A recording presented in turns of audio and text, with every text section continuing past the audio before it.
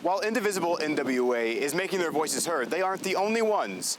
And as the sun begins to set, ministry set up to join their voices together as well. So beneath the shuffling feet lies a community, because it takes two to tango. Here in my hand is $1, and that is all that Spare Change Fayetteville needs from the community to support a week-long pop-up shop. As you can see behind me, skating classes are currently going on, but for skaters of all ages, the key isn't to get them in the room, it's to help them stay and learn. And in the latest polls, Trump is down. Find out what's behind the dive.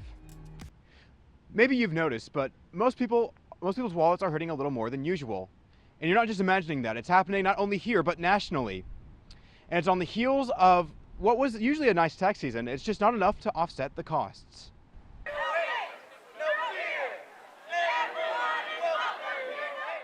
Cries in the street, shouting in protest, a scene that's becoming more common under the second Trump administration.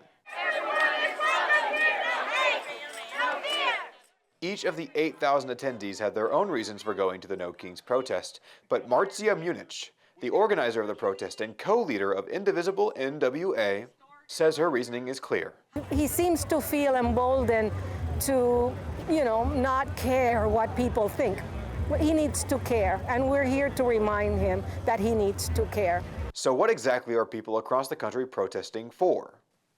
Karen Siebold, an assistant professor of political science at the University of Arkansas, explains. So certainly, again, we've been talking about inflation in the economy. That would be probably number one. She says the number one factor that determines the way someone votes is how their wallet is feeling. In fact, she says the economy was one of the leading reasons the presidency shifted back in Republican favor. It's kind of the story of two-party system in America where, we always think the grass is greener on the other side. We vote that grass in and then we see them as felling. But now the narrative is shifting yet again. At the start of President Trump's second term, Gallup reported he had an approval rating of 47%. However, now that number has fallen to 38%. And when the economy is added, the correlation becomes clear. The Department of Labor announced inflation hit its highest number in almost 2 years at 3.3%. Since the closure of the Strait of Hormuz and the war with Iran, AAA reports the average gas price is $4 a gallon, a $1.30 increase from just 3 months ago. Zillow's website states the median price of a home will cost consumers almost $400,000, a roughly 70% increase since 2020.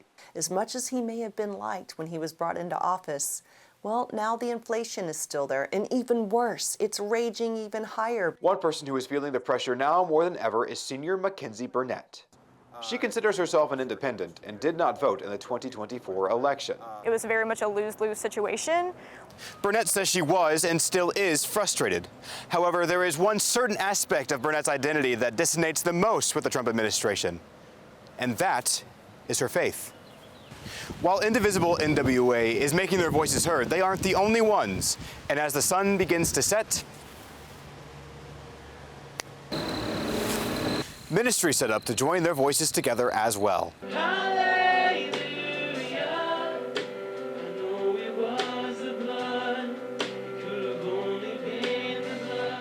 Preaching unity and faith, these communities stick together, despite the frustration Burnett talked about.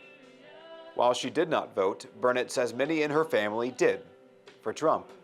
All of them are Christians, and she says the lack of his filter, while it appealed to them at first, is now driving them away from the MAGA movement. And certain people in my family, they're like, oh, yeah, so he's not supposed to do that. I'm like, yeah, hello, welcome back to reality. Thank you so much for joining me. Yet still, congregations preach. We put our whole trust and faith in him making the Lord of our lives. Speakers like Munich rally. No kings, no way, no fascists in the USA. Both sides of the aisle may have picked their corners, but unity still exists. And that unity is power, swinging out of favor for Trump. Power really resides under our Constitution in we the people. Thank you, everybody.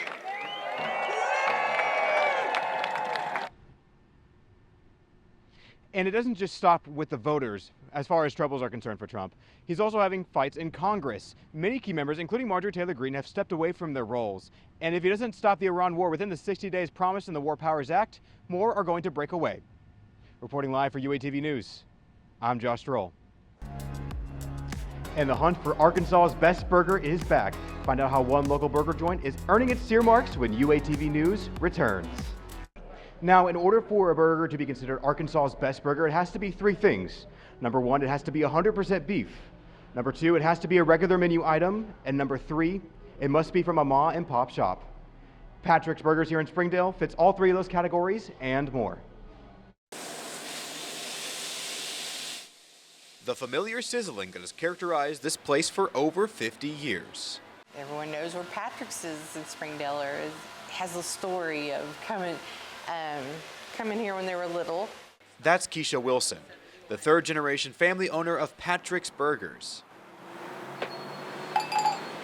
Her job is not quite as cutthroat as signing paychecks, though. She's in the kitchen with her employees, watching for customers, flipping, topping, there we are, and wrapping. Toothpick. And toothpick it.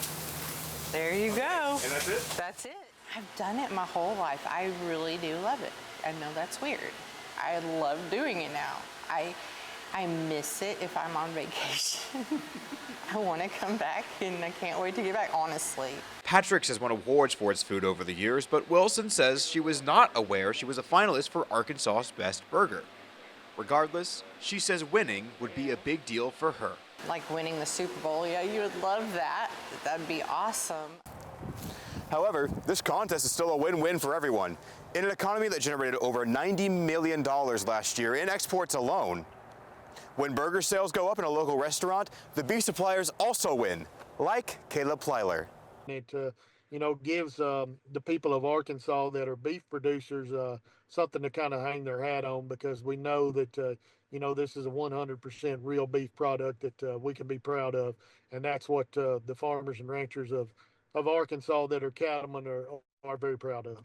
Plyler is also the chair of the Arkansas Beef Council, or ABC. He says that this contest is one of popularity. The restaurant that gets the most votes from the region's finalists takes home the title of Best Burger. But for Wilson, she says the pride of Patrick's doesn't stop at the table. It's adorned the walls, too.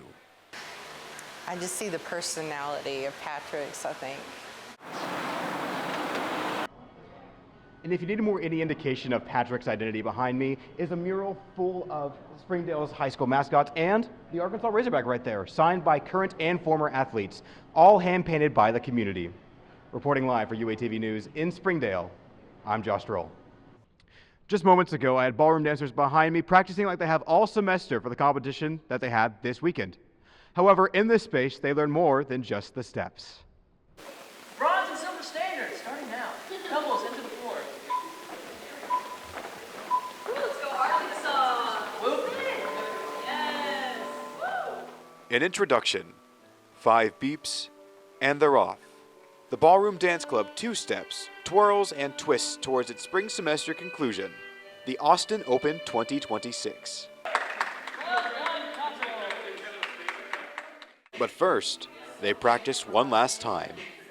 Among those competing is Bennett P., who asks to use only his last initial. He's a fifth-year interdisciplinary studies major and a student who had no dance experience before joining.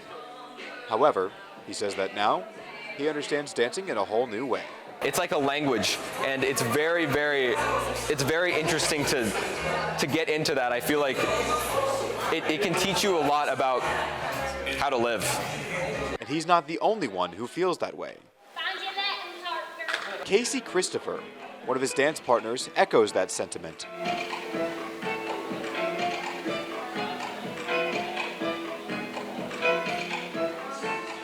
And then you get to just feel the dance. Christopher also had no dance credits when she joined Ballroom. In fact, she's only been dancing for a semester. I say never say no to an opportunity to do something new, especially when we're in this stage of life. Though, everyone has their own reasons to boogie. He was like, hey, you should join ballroom. And I was like, I don't think I would ever do that, but I need friends, so maybe I should go. And then I did, and I ended up making friends immediately, and it was an amazing time. So beneath the shuffling feet lies a community, because it takes two to tango. And most people wouldn't consider ballroom dancing a sport, but both Bennett and Christopher say it is exhausting. And to quote Christopher, it is both a marathon and a sprint. Reporting live for UATV News from the Hyper, I'm Josh Droll. One local ice rink is seeing an uptick in traffic, skate traffic that is. What's behind the surge when UATV returns? As you can see behind me, skating classes are currently going on, but for skaters of all ages, the key isn't to get them in the room, it's to help them stay and learn. The sound of a blade skating across the ice and the edge cutting into the ice, that rumble. I love that. The sound of ice skates scraping reaches a fever pitch inside the Jones Center. Lily Sharp is a ballerina on the ice in bright pink. She says her love for ice skating goes deeper than any prize.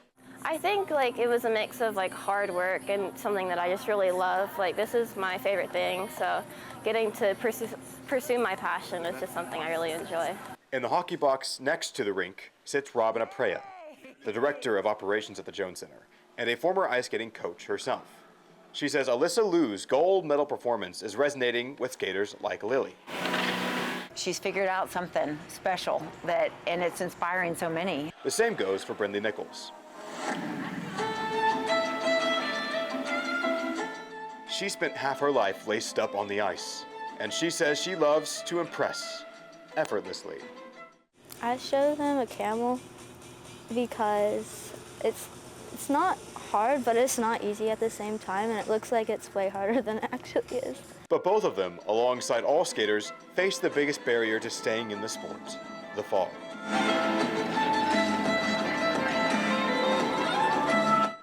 In fact, that fear of falling is why Aprea says most adults quit.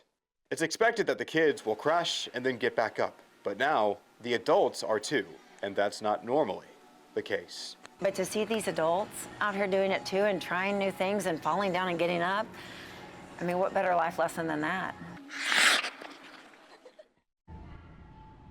And the next adult skating class is in late April. The one after that is on a wait list. Reporting live for UATV News inside the Jones Center, I'm Josh Droll. And this week in Fayetteville, your dollar goes farther.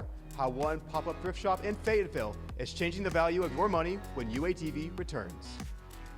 Here in my hand is $1, and that is all that Spare Change Fayetteville needs from the community to support a week-long pop-up shop like the one in this breezeway behind Puritan Coffee, where everything is free. Now, Spare Change Fayetteville is a second-hand thrift store that offers everything from clothing to shoes to even PS5 controllers at no cost. So how is this possible? It's made possible through community donations, things like money for operation costs and more items for future donations. Lillian Holt is the executive director and co-founder of Spare Change Fayetteville, and she says that when you remove the price tag from the value of an item, you ultimately level the playing field.